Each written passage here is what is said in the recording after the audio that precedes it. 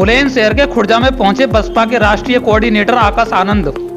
गौतम बुद्ध नगर प्रत्याशी राजेंद्र सोलंकी के लिए गौतम बुद्ध नगर लोकसभा क्षेत्र खुर्जा में मांगे वोट। लोकसभा चुनाव में जीत के लिए बसपा के पदाधिकारियों व कार्यकर्ताओं के साथ की बैठक। प्रेस वार्ता में बोले आकाश आनंद कि भाजपा की सरकार को अब 10 साल हो गए हैं शासन में रहते हुए। अब उन्हें ये नहीं बोलना चाहिए कि और पार्टियां क्या कर रही हैं, उन्हें अपने कामों के बारे में बात करनी चाहिए।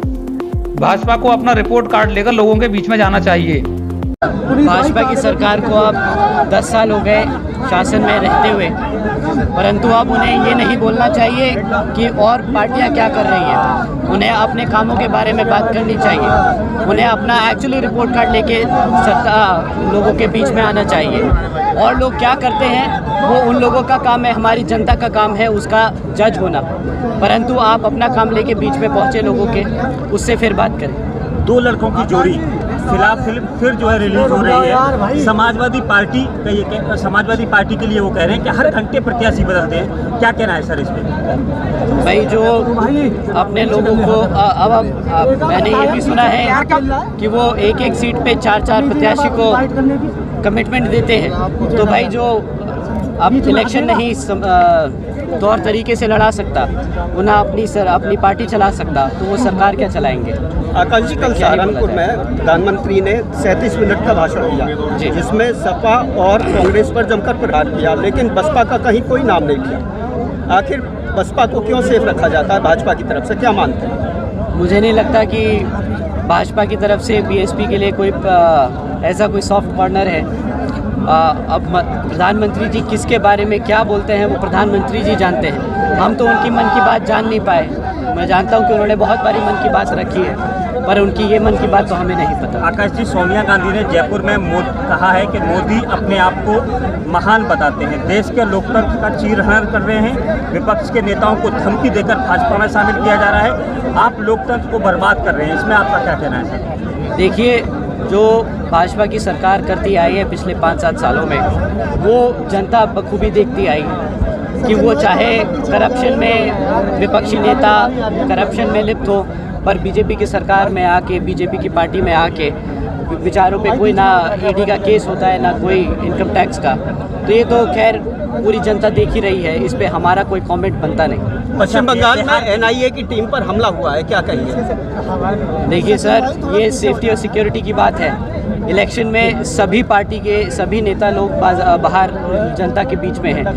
नेता से ज़्यादा हमारी जनता की सुरक्षा ज़रूरी है, तो ये तो केंद्र सरकार को ध्यान देना चाहिए। आपने बीजेपी को मॉडर्न एजेंसी बताया मार्केटिंग की, उसके पीछे का तर्क क्या है? अब भाई देखिए, अगर कोई सरकार किसी भी पॉलिसी को निकालती है तो उसको कायदे से उसका सारा पैसा उस योजना में लगाना चाहिए, परंतु वो इस योजना में पैसा लगाने के बजाय उस योजना को मार्केट करने में ज़्यादा पैसा लगाती है। बिहार में नवादा में आज एक रैली में पशुपति पारस और चिराग पारस दोनों चचा भतीजे एनडीए के साथ हो गए हैं, क्या कहेंगे सर? जैसा आपने मुझसे अभी सवाल पूछा कि कैसे विपक्षी नेता भाजपा में ज्वाइन हो जाते हैं और उन पे कोई केस नहीं पड़ता, तो आई एम श्योर इनका भी कोई रीज़न रहा होगा। ठीक है जी। मैनिफेस्टो जारी नहीं करती। बहन जी हमेशा बोलती है कि जब भी आप अपने समाज के बीच में जाए तो आप कभी भी आने वाले 5 साल, आने वाले 10 साल के काम ना बताएं।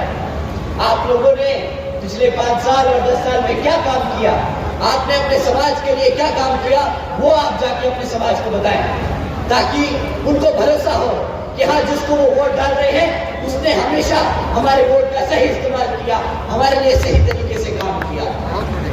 इंग्लिश में बोलते हैं Let the voters be judge of your vote। साथियों, पिछले 10 साल से बीजेपी केंद्र की सत्ता में आसीन है। उनका आपको 10 साल का रिकॉर्ड मानना होगा। 2014 में केंद्र की सरकार में बीजेपी आई थी, उनसे आपको पिछले 10 साल का रिकॉर्ड मानना होगा। और मैं आज आप लोगों के बीच में कुछ पॉइंट्स छोड़ के जा रहा हूँ। आप इसमें जरूर सोचिएगा, अपने साथियों से बात कीजिएगा और उनसे जरूर पूछिएगा। साथियों, आज सरकारी स्कूलों के बारे में बात करते हैं। शिक्षा सबसे जरूरी हमारे आने वाले भविष्य की नींव है, शिक्षा। साथियों, पिछले 10 सालों में सरकारी स्कूलों में पढ़ रहे आधे से ज्यादा बच्चे आज अंग्रेजी नहीं बोल पाते। आप उनसे अगर भी बोलिए कि अंग्रेजी में एक दो लाइनें सुना दो, तो बेचारे बच्चे आज अंग्रेजी की भाषा नहीं समझते, ना बेचारे बोल पाते हैं। वैसे तो मोदी जी जाके बोलते हैं कि हम इंडिया को ग्लोबल इकोनॉमी बनाएंगे, परंतु उनसे पूछिएगा कि अगर हमें यूनाइटेड स्टेट्स, यूनाइटेड किंगडम या यूरोपियन अदर कंट्रीज से काम लेना है